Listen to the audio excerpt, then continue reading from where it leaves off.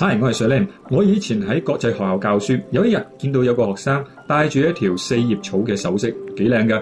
我以為係 LV， 就問佢：喂，幾靚喎 ？LV 新款啊？佢話唔係阿 Sir， 呢條係 VCA 嘅。我以為幾千蚊嘢啦，上網查下3萬幾一條鏈仔。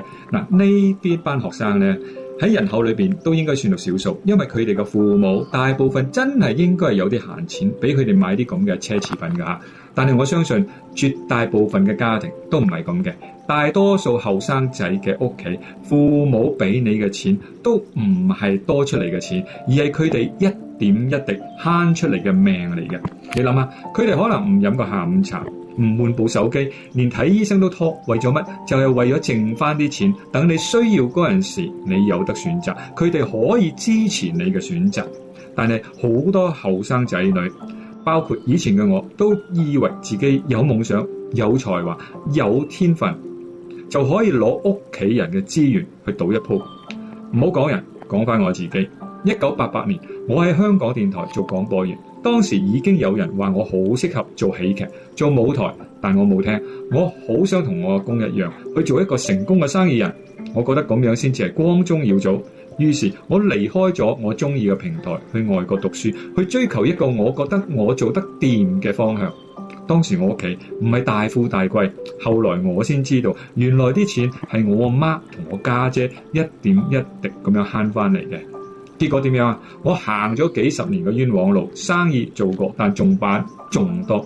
嗱，呢啲故事最殘酷嘅地方唔係失敗本身，而係好多年之後啊，你先至發覺你唔係冇能力，你唔係冇才華，你唔係冇機會，你只係將自己最有生命力嘅天分放錯咗一個唔啱自己嘅戰場。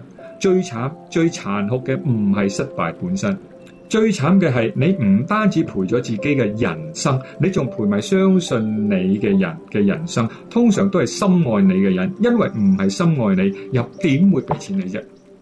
嗱，呢個就係點解我要搞個 LEST2 本性組合解碼出嚟，幫啲後生仔了解下自己。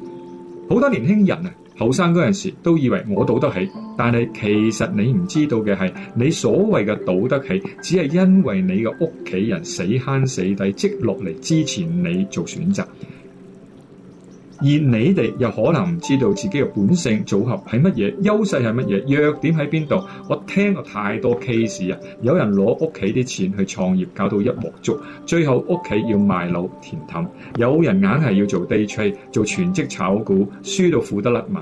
有啲後生仔攞屋企啲錢去追個藝術夢、舞台夢，追到散晒之後，先至發覺原來佢本性裏邊根本上冇個 T 本性。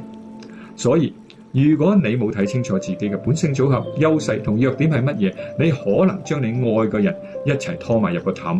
嗱，我呢句唔係嚇你，係我衰咗40年之後，同埋見過咁多 case 之後，睇翻轉頭最想同你講嗰句：唔好拖家人落水，因為 regrets weight tons。